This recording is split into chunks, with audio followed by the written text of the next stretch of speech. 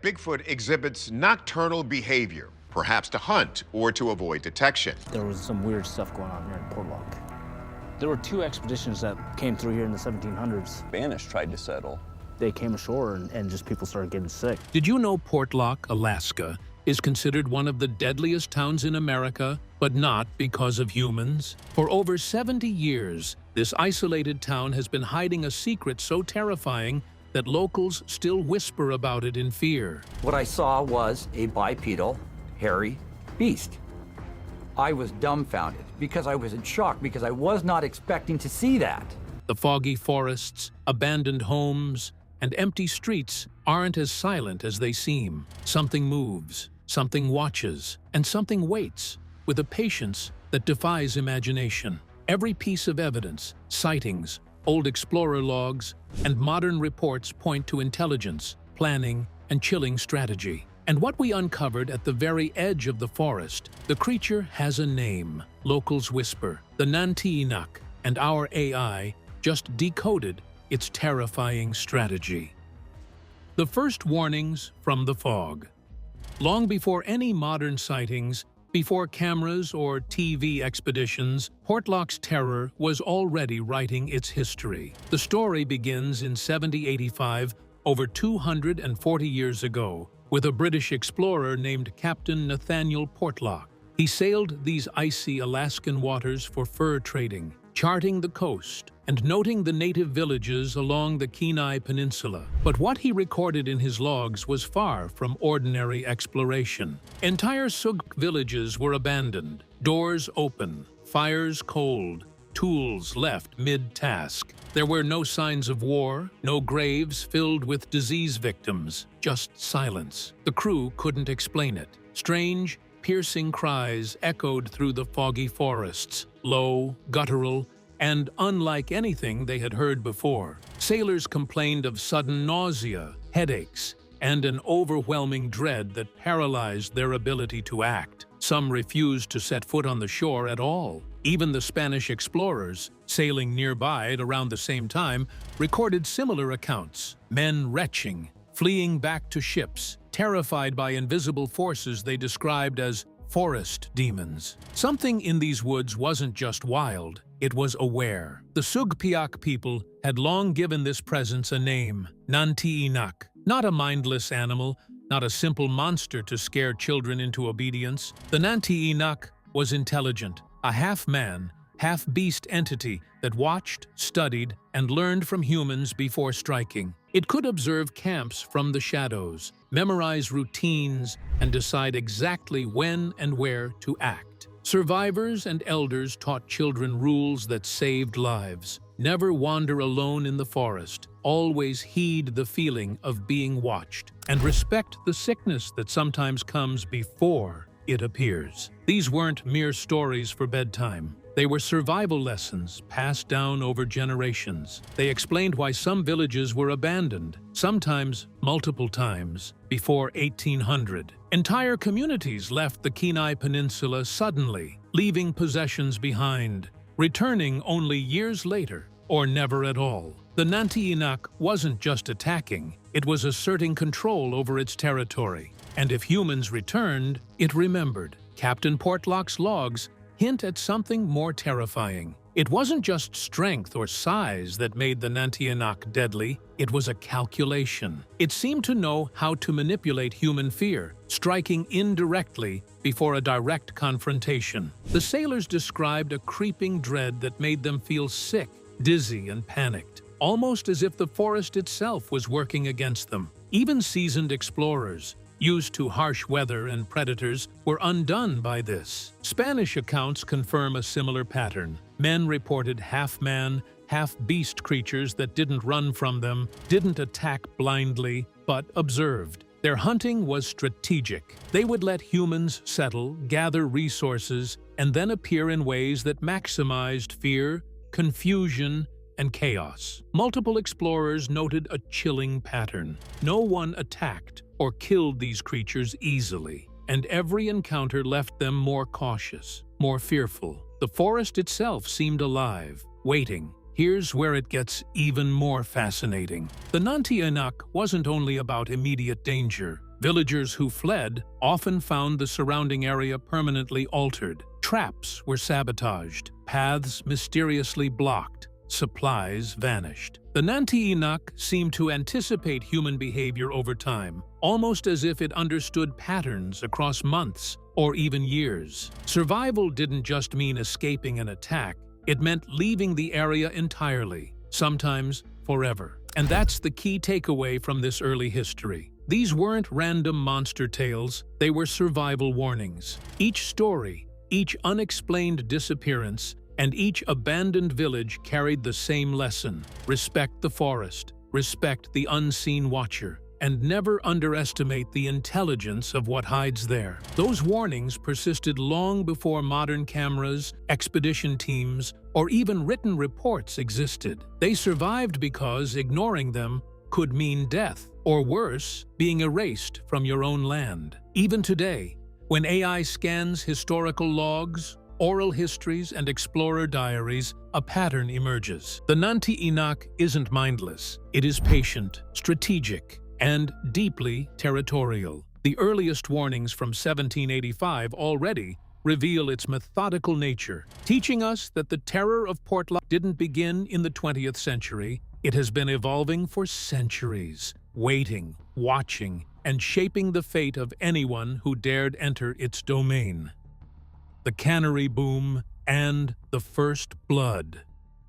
By the early 1900s, the salmon of Port Chatham, later called Portlock, had drawn outsiders from all over. Russian Alutiiq workers, fishermen, and loggers flocked to the coast, building canneries, homes, and docks. For a while, life seemed ordinary. Children played near the water, boats bobbed in the harbor, and the smell of smoked salmon filled the air. Then, in 1905, the first warning came. A native cannery crew reported nights of terror, branches snapping around their tents, low, guttural rumbles echoing from the foggy forests, something massive moving just beyond the campfires. The men packed quickly, leaving behind unfinished work and unpaid wages. No one could explain what they had seen. Something had stalked them, and fear had won. By 1921, Portlock was rebuilt. A post office opened, families settled, and curfews were enforced to keep people safe. Armed patrols roamed the woods at night. Even so, the sense of being watched never left the residents. Many refused to walk alone after dark.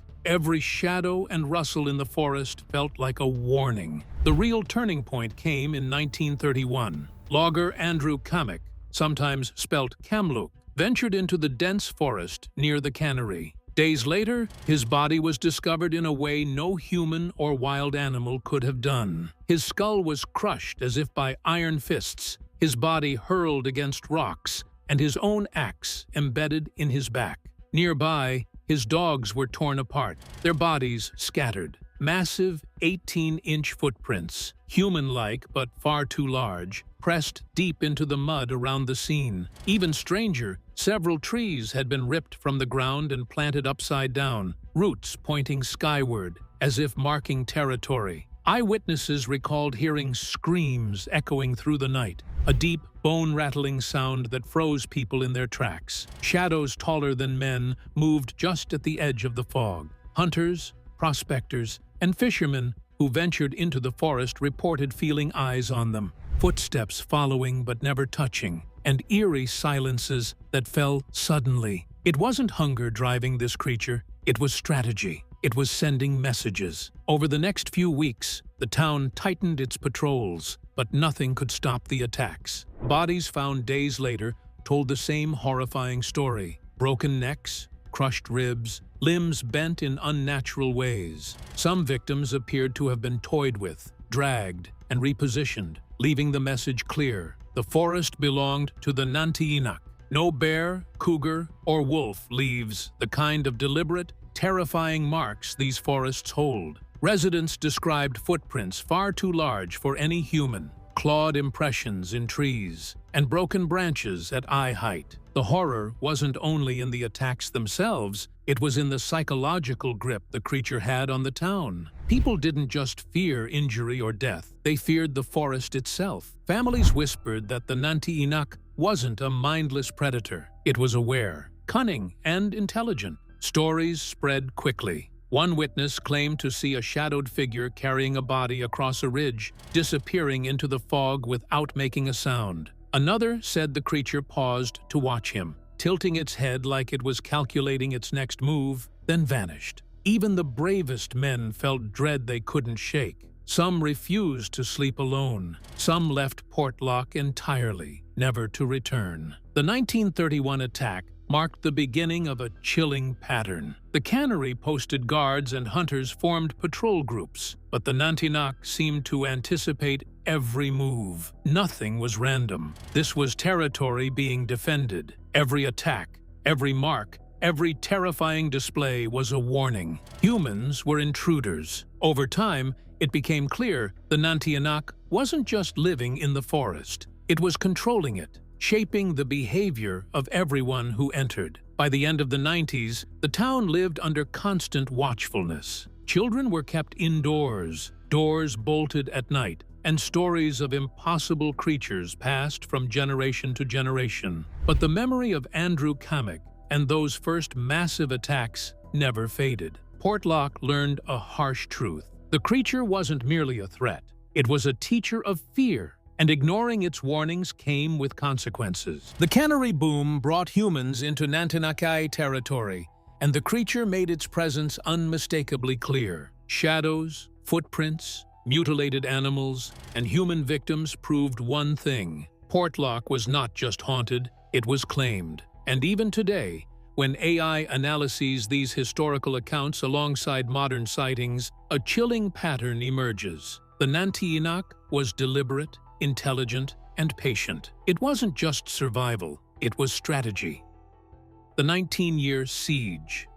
From 1931 to 1950, Portlock was under siege, not by armies or nature, but by something far smarter, far more patient. Loggers, hunters, trappers, and prospectors vanished one by one, or sometimes in groups. Official records list around 15 to 20 disappearances, but Alutiiq descendants insist the true number was much higher. AI analysis of historical logs estimates over 36 confirmed cases, with dozens more likely unrecorded. When bodies were recovered, the scenes defied explanation. Skulls were crushed as if slammed by enormous force, necks broken in unnatural ways, and limbs twisted backward or folded like toys. Animals that lived nearby were sometimes mutilated too. These weren't ordinary predator attacks. Each scene suggested deliberate hunting, almost like sport, with an intelligence observing,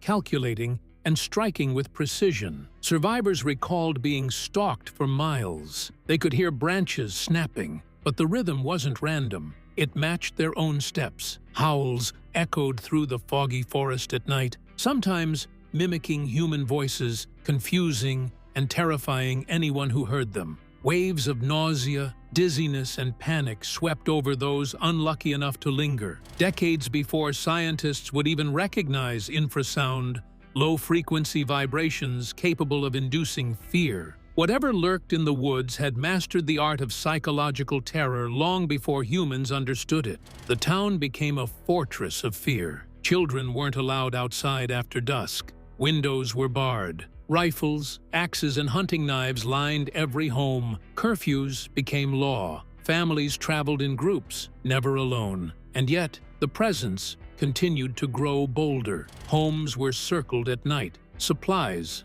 vanished. Dogs and livestock were killed or dragged away. The Nantiinaq, or whatever intelligence haunted the forest, was testing defenses, learning patterns, and waiting for even a single misstep. Hunters and trappers who dared enter the forest reported being followed for days. They'd see enormous footprints appear out of nowhere. Trees would bend or break at eye level. Some swore the creature mimicked human behaviors to lure them into traps. One man reported hearing a human-like voice calling his name over and over while he crouched behind a ridge, frozen in fear. AI reconstructions of the period suggest this wasn't random escalation. The Nantiinaq was methodical, increasing tension slowly over decades to shape human behavior. It wasn't just hunting for food, it was controlling territory. Each disappearance, each scream, each mutilated animal sent a message to the remaining residents. You are in my domain. And over time, humans learned the lesson. Fear became constant, inescapable, almost physical. Portlock's population dwindled as the siege continued. Families stopped moving freely. Work was limited to daylight hours. Curfews forced everyone inside. Even armed guards and patrols couldn't prevent disappearances. The presence didn't attack carelessly. It waited for complacency, striking only when humans let down their guard. Survivors called it a shadow that thinks, a force beyond instinct, and no one questioned it. By the late 1940s, the psychological weight of decades of terror had changed the town completely. Children were raised on stories of massive, half-human creatures stalking the forest. Families whispered warnings passed down from the elders. Never wander alone, always respect the forest, and heed the sickness or fear that comes before it appears. The intelligence in the woods was patient. It had learned the human pattern, and humans had learned theirs. Then came March 1950. Something snapped. Portlock did not die slowly. It died all at once. In a single night, hundreds fled. Families grabbed what they could, boats, supplies, whatever mattered, and vanished down the coast to nearby towns like Nantiinaq and Seldovia. Homes were left furnished, businesses open, livestock untended. It was as if the entire town had simply evaporated. The postmaster stayed behind for one final night, alone in the small office. He reported heavy, deliberate footsteps circling the building for hours, pacing, waiting, not attacking, just a presence, silent but suffocating. At dawn, he locked the post office, boarded a boat, and never returned. The post office closed, and Portlock was officially dead by 1951. Official explanations blamed economic decline. The highway bypassed Portlock. Salmon runs were smaller, and remote towns were naturally abandoned. But locals knew the truth. They had been living under siege for nearly 2 decades, watched, studied, hunted, and finally forced out by something patient, intelligent, and lethal. The Nantiinaq had waited, and humans finally understood that they could not survive in its territory. The night Portlock died. March 1950, the calm of Portlock, Alaska, shattered in a single night. For nearly 2 decades, the town had lived under a quiet terror, the Nantiinaq watching, studying, and striking when humans let their guard down. But that night, the waiting ended. Hundreds of residents abandoned their homes, leaving everything behind. Furniture in living rooms, cooking fires still burning, dishes half-eaten, boats tied at the docks, livestock roaming untended. The town emptied as if the population had vanished into thin air. Families fled in groups, paddling down the rugged coastline toward Nantiinaq and Seldovia. Some carried children on their backs. Others grabbed what supplies they could. The fear that had built for 19 years finally boiled over, forcing every man, woman, and child to leave. Even the fishermen left nets in the water, unfinished salmon drying in the smokehouses. There was no time for possessions, no time for arguments, only the need to escape. Amid the chaos, one man stayed behind, the postmaster. He had seen it all, heard the warnings, and yet remained, determined to finish his last night on duty. He reported something terrifying, heavy, deliberate footsteps circling the post office for hours. They were two-legged, almost human in rhythm, yet massive and unnatural. The pacing never stopped. The creature did not attack. It was waiting, watching, observing every movement inside. The postmaster described a presence so overwhelming that he could feel it pressing on him, filling the building with an invisible weight. By dawn, even he could not resist. He locked the doors, boarded his small boat, and left Portlock forever. The post office closed in 1950 to 1951. From that morning, the town became official, a ghost town. Empty streets, abandoned homes, and silent docks bore witness to a community forced to abandon its life. Official records claim economic decline as the reason for the town's disappearance. The highway bypassed Portlock.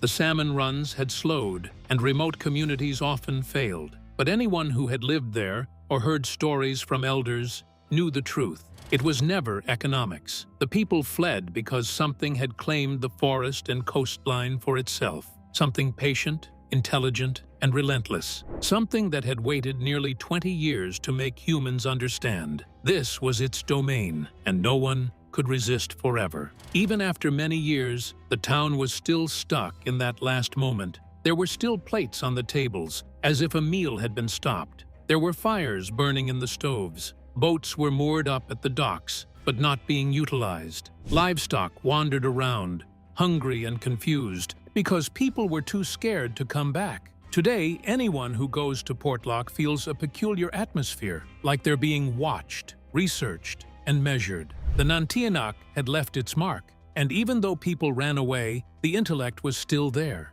It stayed there, waiting for the next time someone would come in. Historians, explorers, and now AI researchers have all tried to figure out what happened. There is a lot of evidence, including logs, eyewitness testimonies, and Native American oral histories that the evacuation of 1950 was not planned. The Nantiinaq had been using disappearances, stalking, and psychological pressure on the people for decades to get them ready. Then, it made them leave in one night, something that years of fear had not been able to do completely. It was a planned, scary end to Portlock's existence as a busy town. That night, Portlock, Alaska, died not because of bad design or a lack of resources, but because people disregarded the signs for too long. People had been watching, studying, and testing them for decades, but the creature concluded that no deal would be good enough. The evacuation was a last warning.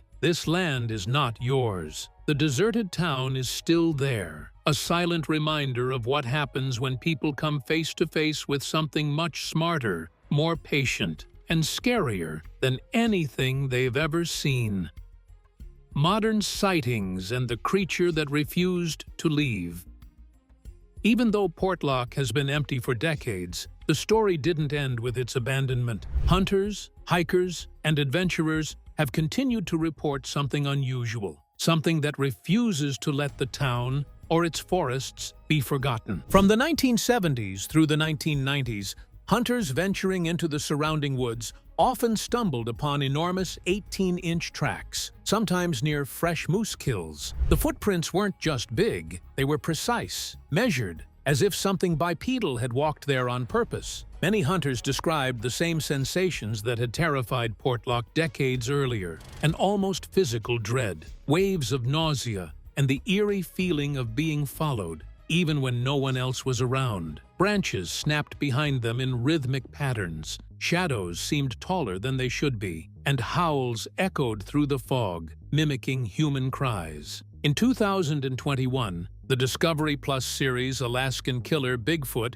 sent a team into Portlock to investigate these rumors. Their mission? Reclaim the ghost town. The crew included local descendant Keith Seville, who grew up hearing family stories about the town's disappearance. What they encountered was identical to the legends: stalking, psychological pressure, nausea, and the sense of constant observation. Cameras and sensors picked up no normal predators, but the team found odd structures, an oversized Sitka spruce bent unnaturally, and mysterious obelisks arranged in ways that suggested planning. Experts later hypothesized that whatever was responsible might operate with a level of intelligence far beyond any ordinary animal, even hinting at something almost interdimensional in behavior. The crew left shaken, their goal of reclamation abandoned. Reports didn't stop after the cameras were packed away. Hikers in 2025 to 2026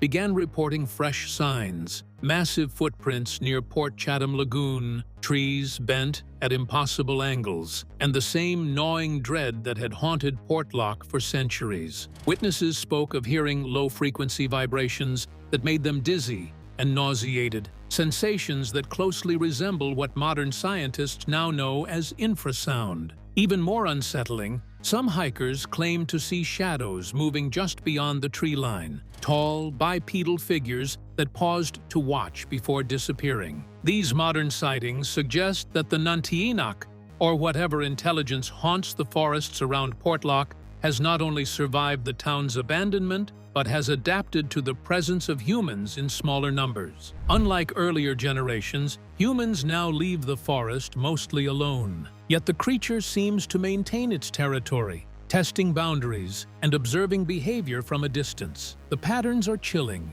The Nantiinaq watches, calculates, and waits, preserving the same aura of terror that drove hundreds from their homes in 1950. AI analysis of these modern encounters, cross-referenced with historical data, shows something remarkable. The same psychological effects, the nausea, dizziness, fear, and mimicry of human sounds, recurred across centuries. It suggests a deliberate strategy. The creature is using environmental manipulation to influence humans, maintaining its dominance without direct confrontation. Even today, the forests of Portlock serve as a living laboratory for this intelligence, a place where humans are tested, studied, and sometimes driven away. What's most haunting is that the activity appears to be increasing. From 2025 to 2026, the edge of Port Chatham Lagoon has become a hotspot for fresh signs. Enormous footprints, broken underbrush, and faint, deliberate markings on trees. Hikers report being watched,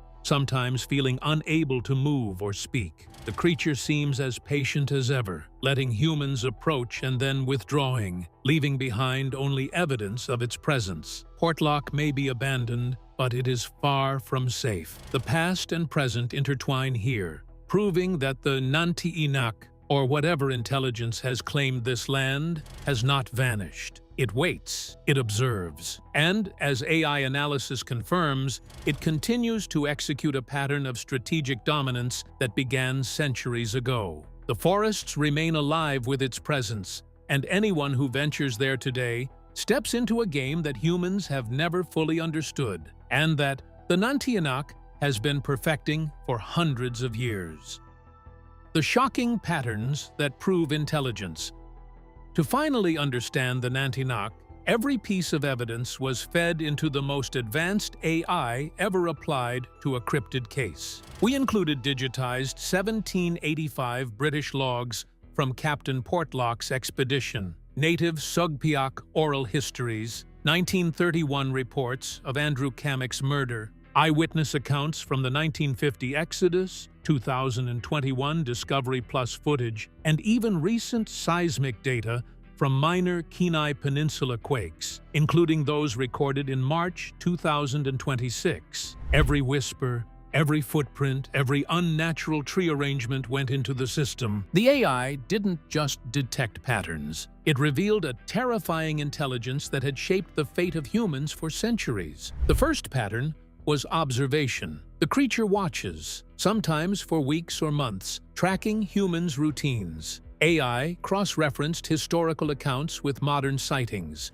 camps abandoned, towns evacuated, hunters reporting a feeling of being followed. It wasn't random. The Nantiinaq records behavior, remembers weaknesses, and waits for the perfect moment to act. Next came symbolic warnings. The AI detected deliberate, recurring signals in the historical record. Upside-down trees, tools used against their owners, strange markings near abandoned sites. These weren't accidents. Each warning was a message. In 1930, Andrew Cammock's axe embedded in his own back wasn't random.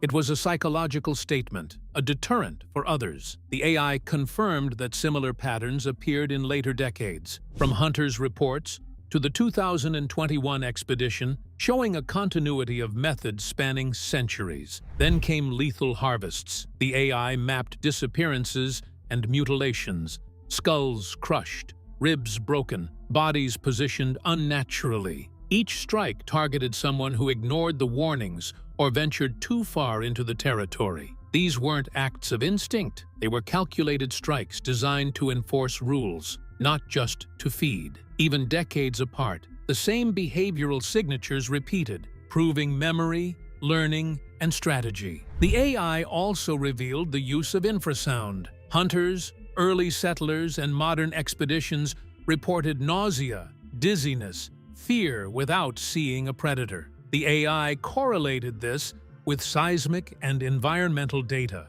showing that the Nantiinaq exploited low-frequency vibrations to disorient humans before approaching. This psychological weapon explains why people often fled the area even when no physical attack occurred. It wasn't luck, it was engineering terror. Finally, the AI detected strategic patience. Unlike most predators, the Nantiinaq waits for generations. The creature times its actions, letting humans grow complacent before striking or reasserting control. It's not impulsive, it's deliberate. All of this leads to one chilling conclusion: the AI verdict. This is not a beast. This is a thinking, planning apex predator using psychological warfare. It learns, it adapts, it remembers. This intelligence is centuries old. It observes patterns, manipulates emotions, and leaves symbolic messages that have guided generations of humans to flee. It's territorial, patient, and extraordinarily cunning. Every detail, from inverted trees to bodies displayed as warnings, serves a purpose. The evidence shows that this creature is unlike anything most people have ever thought of. It's not just crazy, it's planned. Its plans are always the same. Its methods are advanced, and it is the most patient. It doesn't just hunt for food, it searches for power. This intellect is all over the Portlock woodlands. It is a predator that can study, plan, and affect people long after the town itself became a ghost. AI just found something that no one else has ever found.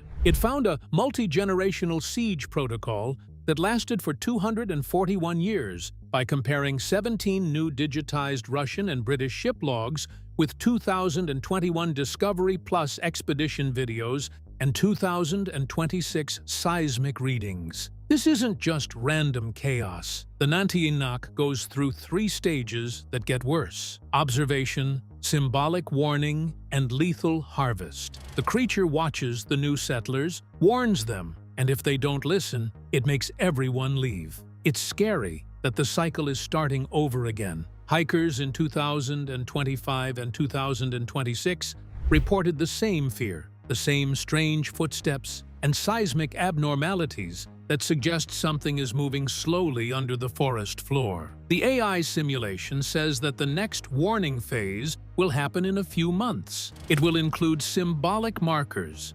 disappearances that happen in small groups, and psychological pressure meant to test people. This is the first time we've seen proof that the Nantiinaq is not simply surviving. It's patient, smart, and operating across generations. It learns from the past, waits for the proper time, and protects its area quite well. The monster is still there. It lives, it has a plan, and the year 2026 might be the start of its next planned phase. Portlock's forests aren't empty. They're alive with intelligence, watching, calculating, and ready to strike again. You've seen the proof, and the next warning phase could be just months away. Hit like, subscribe, and turn on notifications, because what happens next isn't legend, it's real, and it could reach humans sooner than anyone expects.